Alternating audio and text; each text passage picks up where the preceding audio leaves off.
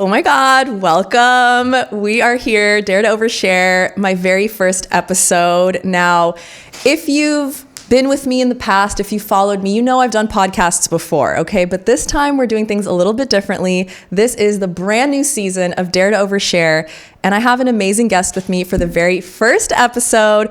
You may recognize him from a tiny little show called Love Island, but he is so much more than a reality TV star. This is my friend Calvin Cobb. Thank you. How are you? I'm just so much better now that I'm here. Oh, I love that. Yes. Well, that leads me to the very first question that I have for you, which is a vibe check. Okay, so most of the time when we say, hey, how are you? Just people in passing. Yeah. Most people just go, I'm good, I'm fine, thanks, right? Like there's not a lot of depth to their answer. This is a place where you can give me the real juice, the details. Like, how are you actually feeling? First of all, I love that question because you're right. I mean, it's such a in passing, oh, how are you? I'm good. And it's no one really looks in your eyes and says, how are you really? You know? And so I love that. I'm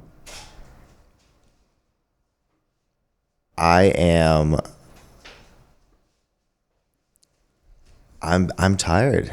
I'm a little bit tired. Not like, oh, sleepy tired. It's a good fulfillment tired. I've been working on things that bring me joy and that fill me up and that I'm passionate about.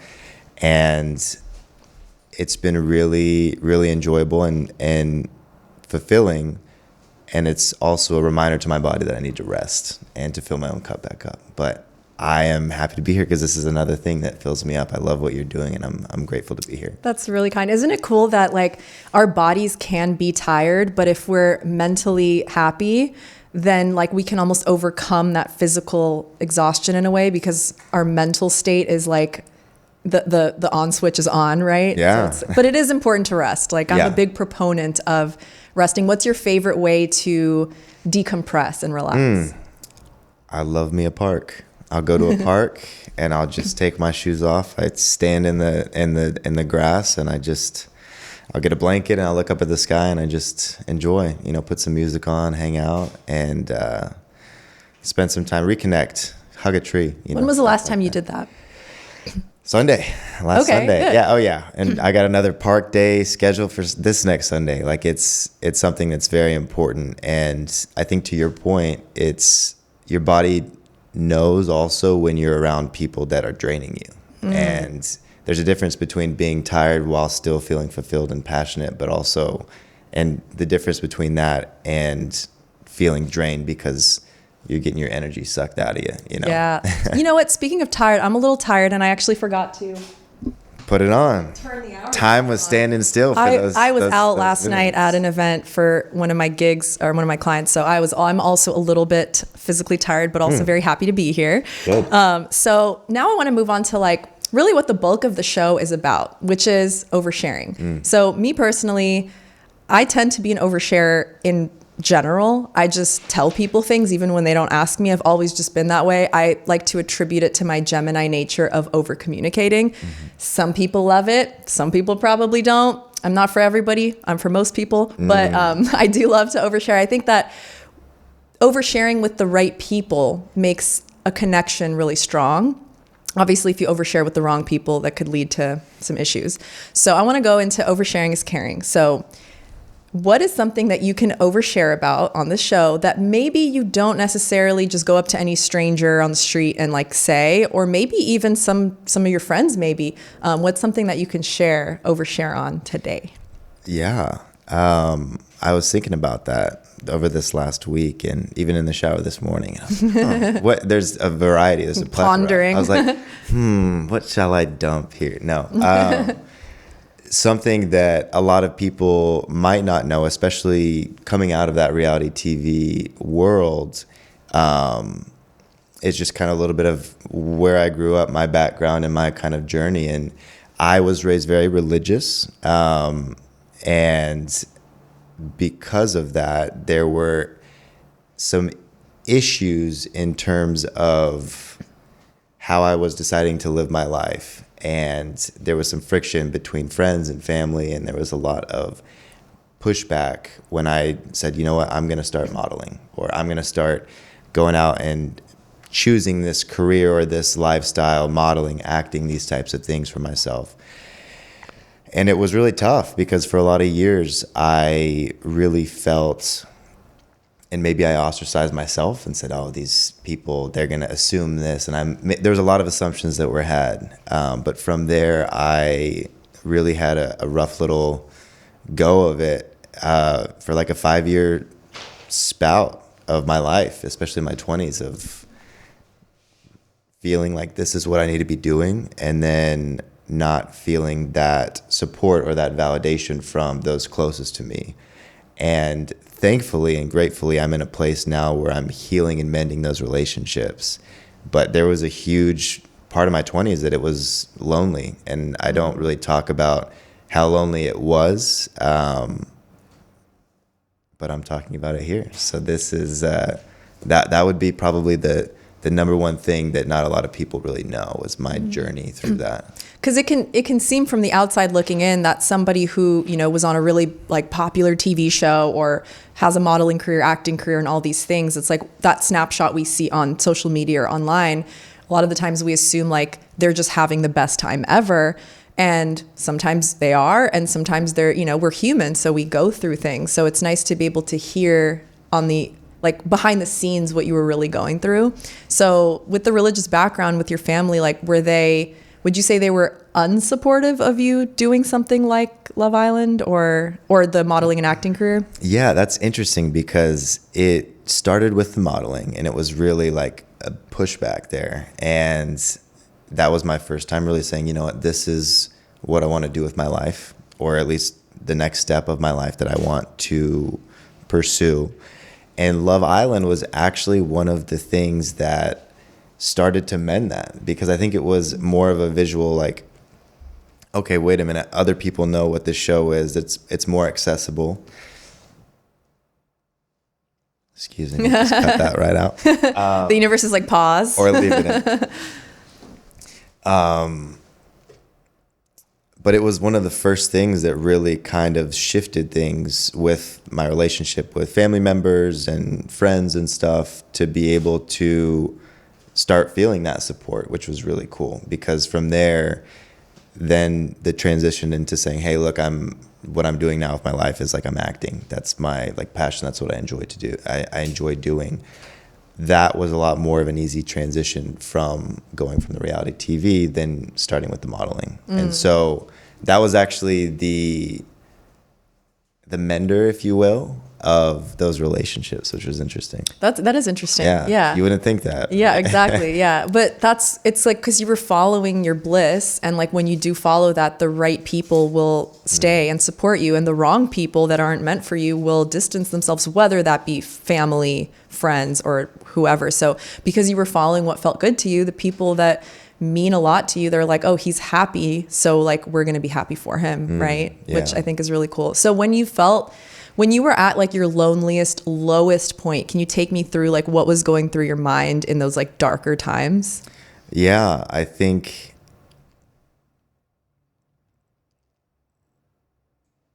with anyone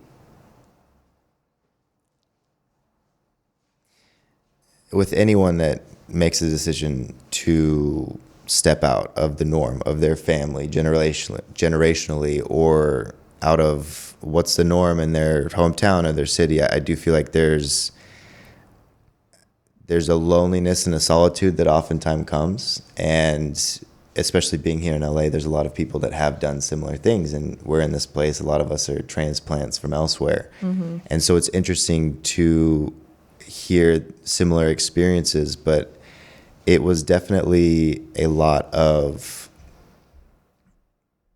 realizing like, hey, it doesn't matter what anyone else does or doesn't want. At the end of the day, like, you were born and you're going to die, and you're the only one that you have out here, really, at the end of all this. And so I live my life in a way where I try not to have regrets. There's regrets that I do have, but also it's like, hey, I want to not look back in 20 years and say, oh, what if I would have moved to LA? Or what if I would have gone on that show or tried this out, And so during that time, there was a lot of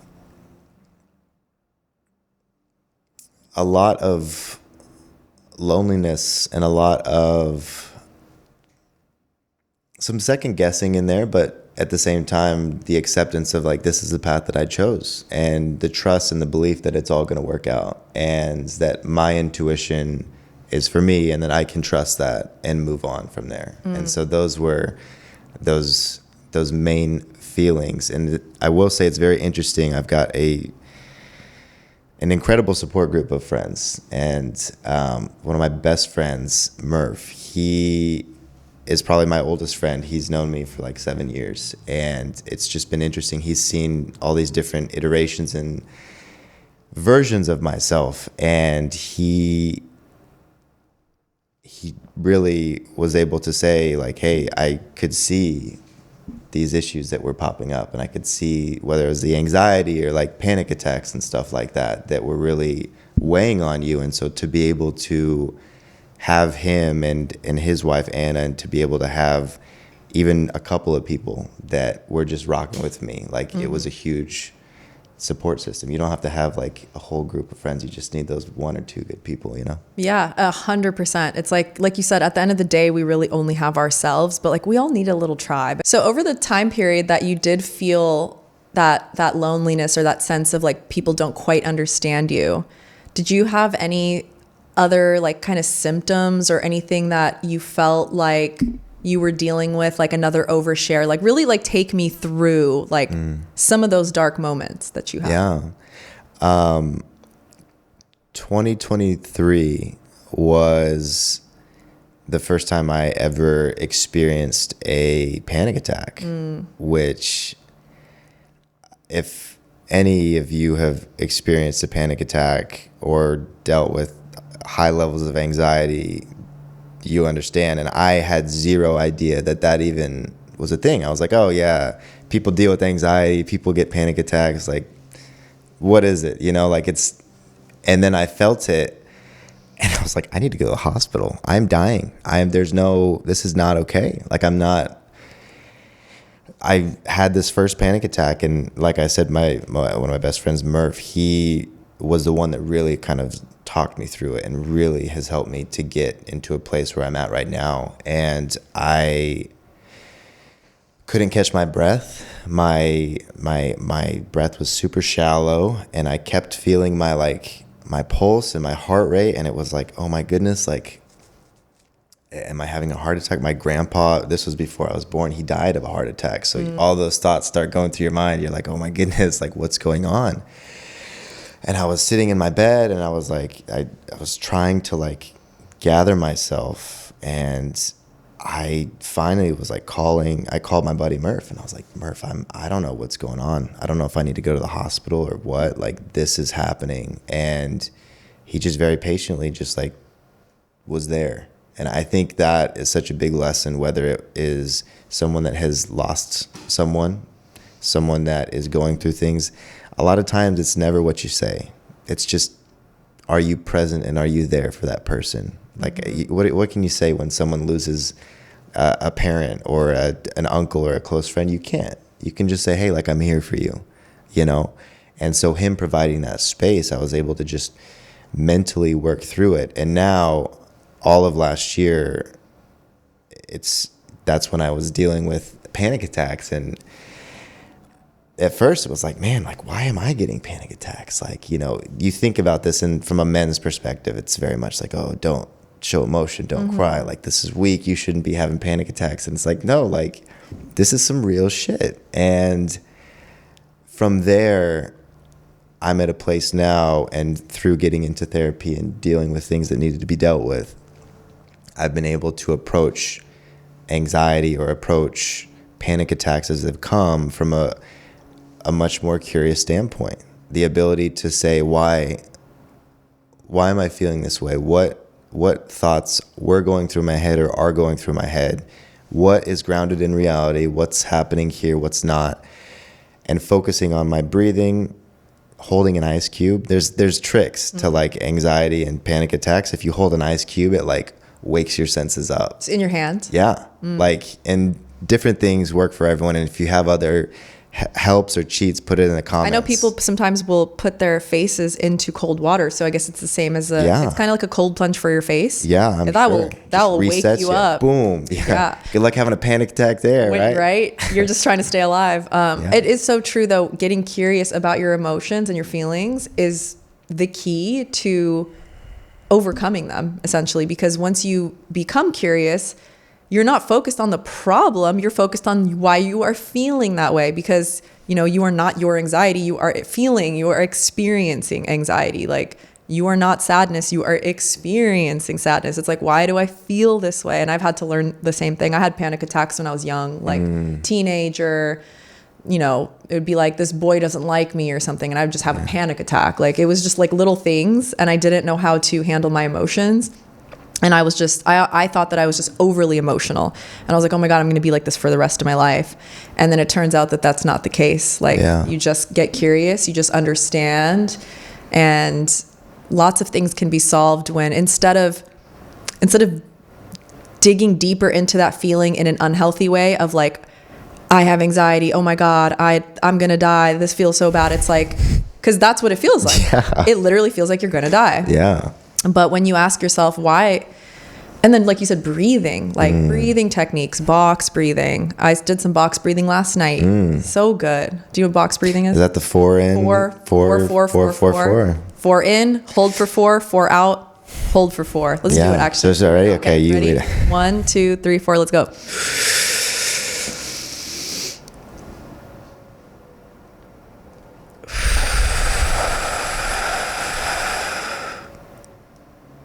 And then you do it again. All right. I hope everyone did that with us. Breathe. So good. It just feels nice. When you had your first panic attack, what do you think was like the catalyst to like turn that on?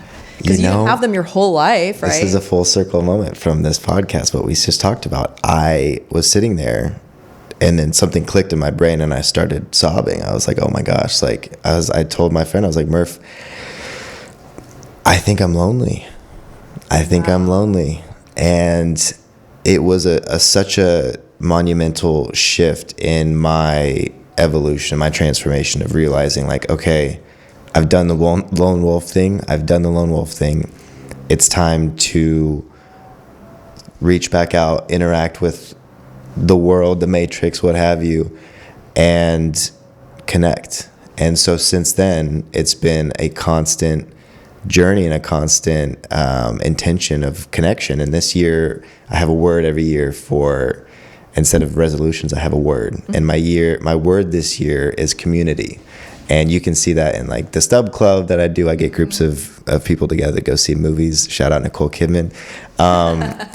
And the event, I'm trying and bringing people together and realizing, hey, I've done the lone wolf thing. I'm sorry, but if you're just trying to be mysterious and cool, I'm not going to say what I'm going to say because we would have to cut that out. But like, you're not. Like, just, it's okay and it's cool to be your authentic self, to show up, be weird, be crazy, be honest, be open. And so that was a moment that I expressed to him. I said, you know what? I think I'm lonely. And that doesn't mean I need to get a dog or I need to get a girlfriend. It means I need to connect. That was going to be my next question. I was going to say, like, did your loneliness in the moment feel more of like that, like romantic loneliness? Because that's like sort of almost different than like wanting a like community and wanting to go do things. They're almost like, they're similar feelings, but they're a little bit different. So which one were you like feeling most in that moment? It was a little bit of both. My mind went obviously to like, do I need to just, I'm not going to get out here and get into a relationship just because. I'm also not going to get a dog just because. And thank you for not doing that, because a lot of people do get into relationships just because, and then they end up not working because you're in it for the wrong reasons. No, so it's just, we as a female species, thank you for not doing that when you weren't ready to do so. Yes, I was like, there's still some time that I need to take to myself. Right. Which, always growing, always learning, but it was just the overall connection and that looking for those opportunities in my family, with my parents, with my friends, dating, being open to dating, and just interacting with my community as a whole and building that community, because I was like, okay, I know myself enough. Now it's time to share that with others and get to know other people. So do you feel like now when you do take time to yourself, like, because obviously as humans, we still need alone time. I mean, there's people that are always wanting to be around other people. But at the end of the day, like, we still need that solitude. So now, like, how frequently would you say that you feel deep inside you're like, I need to be alone? Like, what is that for you? Definitely weekly, at least. I even if it's an afternoon. I think being very intentional about your relationship with yourself is the only one you're going to have for the rest of your life. I mean, you're always going to be there. And so you got to date yourself. You got to take yourself out to dinner. You got to take yourself to the park. You got to take yourself thrifting. Go thrifting. Sustainable. You need to continuously be nourishing and dating yourself. And being intentional with that is so huge. I would say at least once a week I'm making that time, because everything is energy, everything is vibration, and the more that you are filling yourself up, the more you're able to fill up others. And I think it was Harry Styles, I think it was Harry Styles that said, fill up your cup and let people fall in love with the runoff. And I just love that. And it's so true. And it's so important when, in order to fill other people's cups up, you need to be full, and you need to be knowing yourself and dating yourself. It's so true. The whole like fill up your cup first is one of the quotes that I love. I don't know where I first heard it, but it's like, people say I'm looking for my other half when I'm looking for my other whole. Because if you are looking for your other half, then you are also half, and now you are maybe trauma bonding, or now you are, it's like now you have that maybe anxious attachment, because that's like, now that's your other half. Oh my God, I can't live without. But when you become whole and you find someone who is also whole, who's working on that wholeness, why not have two wholes come together? Two wholes is better than two halves. Now you got can you imagine like two halves of a pizza, make one pizza, or you can have two full pizzas. I'd give me both, both two different flavor, two different toppings. Like, what's your favorite pizza topping? Off topic, but now I need to know. Favorite pizza? Antico's Pizza out in Atlanta, margarita. It's a brick oven. This is how my brain works. I'll be like, we'll talk about something so deep, and I'm like, favorite pizza. Like, we go from two holes to pizza. That's because I'm hungry. Yes. Yes. Okay, well, that pizza sounds bomb. It's great. Prince Street we don't need a plug, but Prince Street Pizza is great too. I'm a fan. You've had it with the hot honey. I also like, if we're plugging, I like Prince Street. I also like Little Dynamite. I've never been in to LA. Little Dynamite. Oh yeah, Little Dynamite's okay. bomb. What's your pizza? I'm pretty simple. Like, I'm vegetarian, so my topping. But I don't like a lot of things. Like, I don't like a lot of like veggies either. No. A simple cheese is good for me. Love it. But sometimes when I'm feeling a little crazy, like I might do like peppers, maybe like peppers, onions, something like that. Like green peppers or bell peppers or spicy peppers, green pepper, any kind of peppers. Yeah. I don't care what kind of peppers. I like peppers. And like an onion or mushroom type of thing. Okay. But honestly, like a good cheese, like a 4 cheese with ranch. I don't know, maybe that's my hot take, but ranch is a necessity. It's not pineapple, no. Ranch is, So you're a no for pineapple. I don't discriminate. I will eat pineapple on pizza, a little Canadian bacon. Come on. I mean, is it my go-to? No, but I mess with the pineapple a little bit. Yeah. I always say no pizza's bad pizza. You know what I mean? Pizza. Well, like even if it's bad, I'll still eat it because it's still pizza. That's just how I feel. I'm like, it's still pizza. So this is another hot take. Like, do you feel this way about like cookies, for example? Like, are all cookies fine? Okay. No, right. No. And not all coffee is good coffee.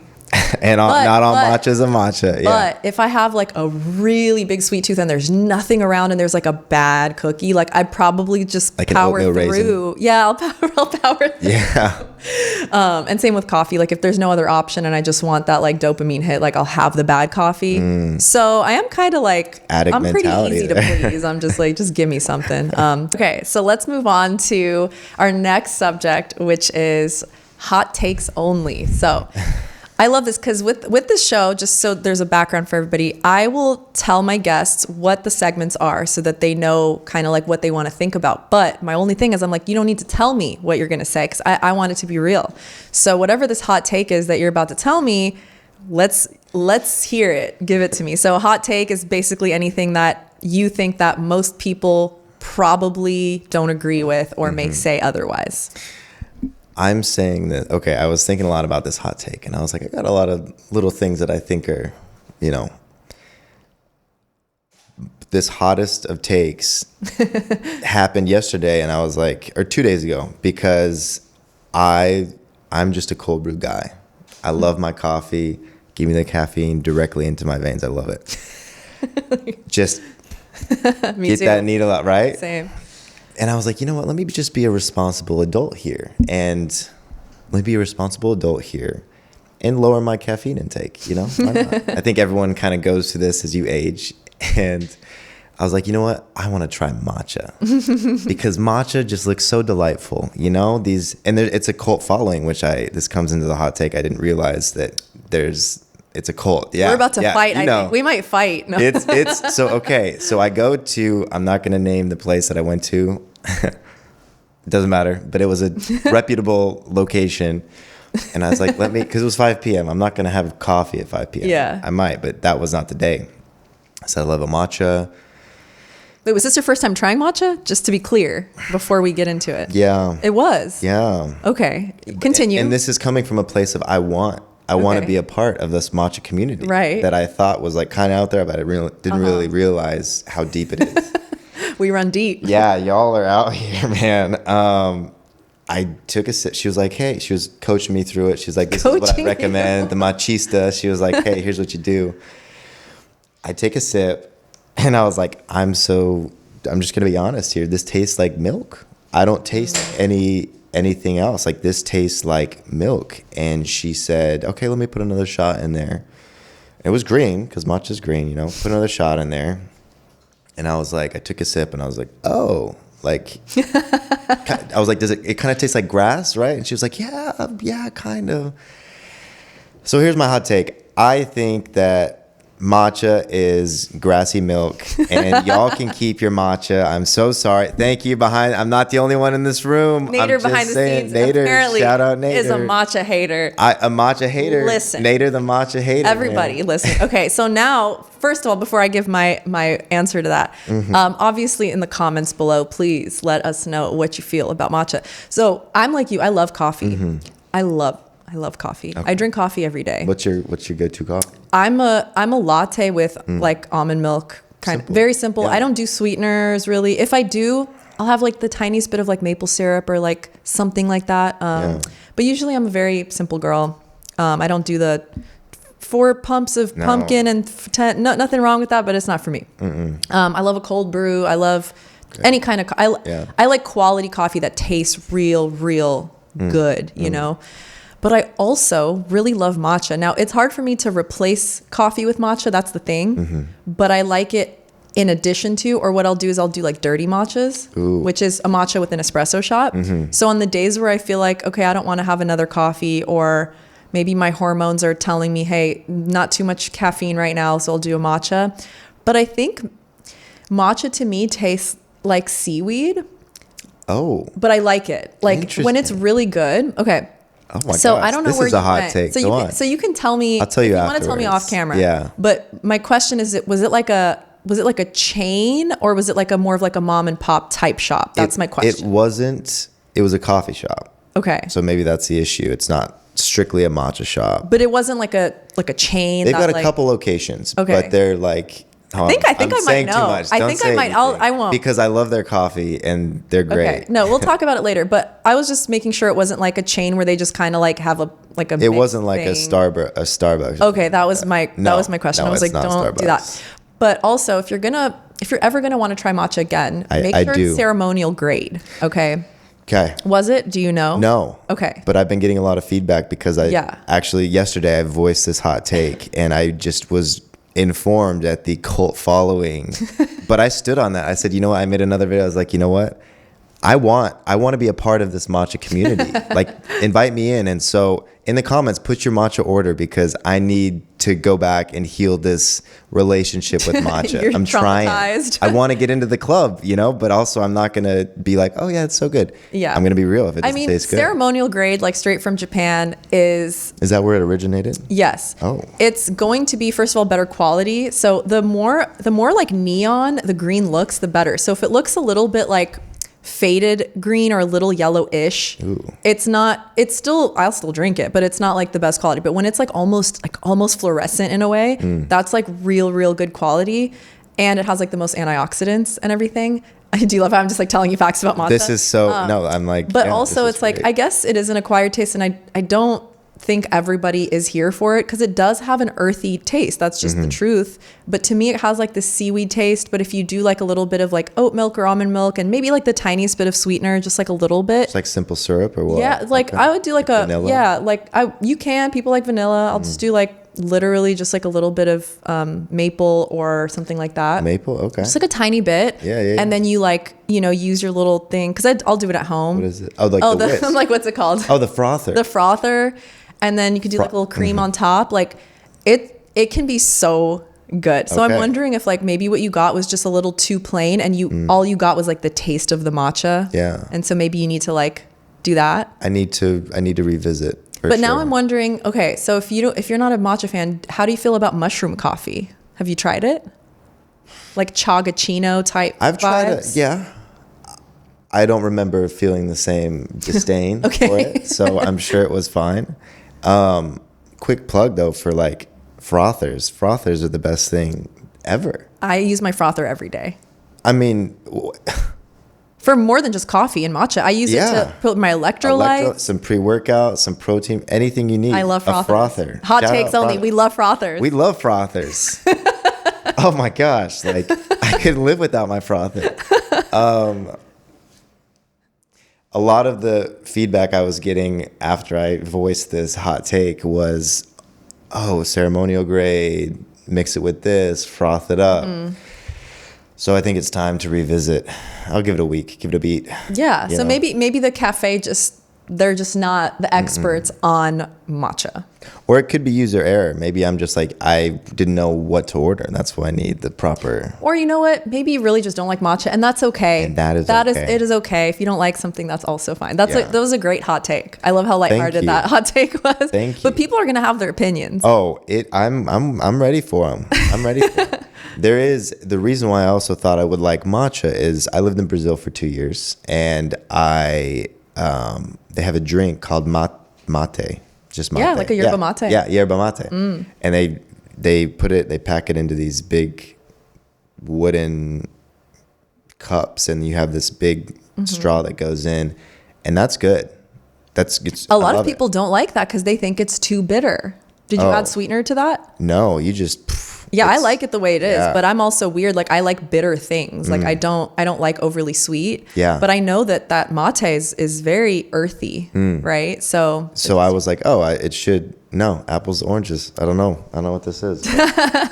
Yeah. Well, there you have it. Calvin Cobb is a matcha hater. For now. Whoa, branded me as a matcha. You know what? At this point in time, yes, change my mind, please. Change my mind. We'll see. Then we'll have you on for like part 2 one of these days. Yes. We'll see if you've changed your mind. We'll be drinking some matchas. I love that. Okay, so let's move on to the next segment, which is Ask and You Shall Receive. So with this one, I like to ask people that just like my followers, just people on my Instagram, people on my TikTok, to give a question. And now the question doesn't necessarily have to be like specifically for you. It's just like for whatever guest I have on, something they want us to like discuss, right? So I have, I got my question here from Aaron from TikTok. Hello, Aaron. And he would like to know Aaron. Aaron. He had a really long and crazy username. It was way too hard to say, so I was just like, let me just say the first name. Yeah, there's lots of dashes and dots. But Aaron's question was really good, and I was like, this is going to be a good one. How can we cultivate a sense of deep shared empathy that doesn't diminish individuality but elevates our collective humanity? And I just felt like that question was perfect for you Look at your face. I knew you would react like that because I know you're like you like to write poetry and it's very poetic. Okay. Can you read it again? I will. I had a feeling I would need to repeat it. It's a dense question. It's 11 a.m., Eric. Come on, man. He hadn't has matcha yet. Yeah, that's right. Okay. How can we cultivate a sense of deep shared empathy that doesn't diminish individuality, but elevates our collective humanity? It's a lot. Yeah, that's beefy. I like that. Eric. Yeah, I picked that one. That's why I was like, this one's going to you. Yeah.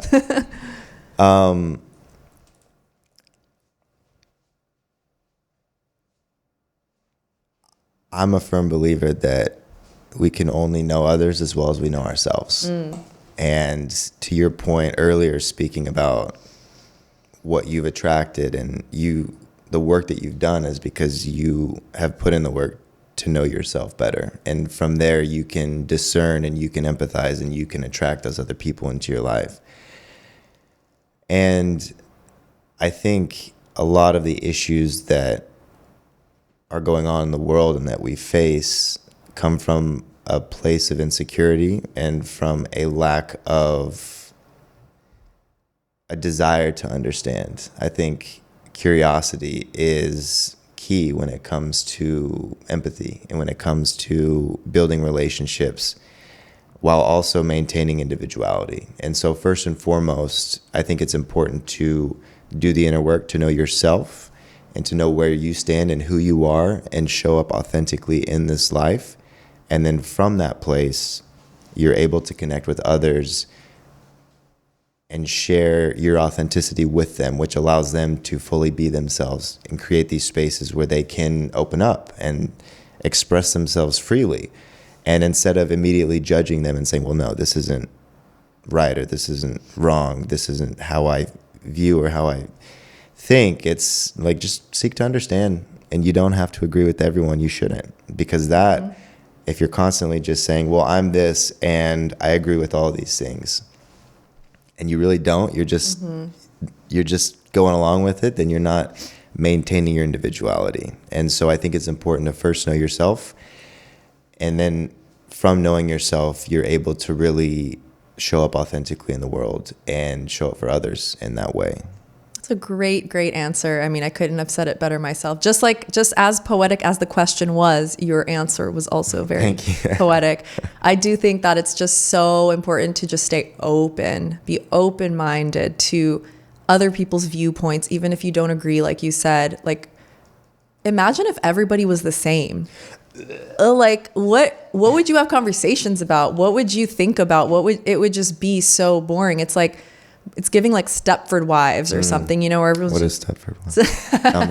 It's just like it's an older movie where like these women are like, these wives are just like, I don't want to give away the ending in case somebody didn't see it, but they're all the same. They're like, hello, I'm a wife. And it's just like this community. It's kind of a creepy movie. Yeah. But that's just like what it's given. It's like everyone's the same. There's no individuality. It's just like, what is the point of living this life?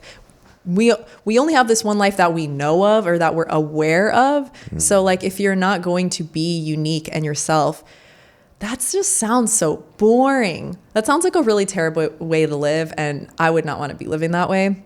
And I just feel like when you're open and accepting of others, as long as they're not doing any harm, right? As long as you're a good person and you're not hurting anyone, like, we should accept all of people's quirks and all of people's opinions. And I mean, obviously we can go into like politics and it's like, this person believes this and this person believes that, and there's all these things, but it's like, why do we have to let any of that like affect how we interact with people? Right? So you said it in a more poetic way, but I agree with everything that you said. Yeah. Aaron, that was a wonderful question. Thank you for that. Yeah, thank you, Aaron. And anyone else, when you have your questions, we love questions. It could be questions, they could be deep questions like that. They could be surface level questions. They could be literally anything. It could be advice that you want on your relationship, on anything. Please leave your questions in the comments. You can DM me just so I can keep on saving those for all our next guests. Very exciting. And then I could go on forever, but I want to end this with a segment that I'm calling Note to Younger Self. So If you could give yourself a little note, younger Calvin is standing right in front of you, whatever age that may be, what would you leave him with today? I'll just speak to him as if he's watching. He is watching. He is watching. He's right here with you. Right here.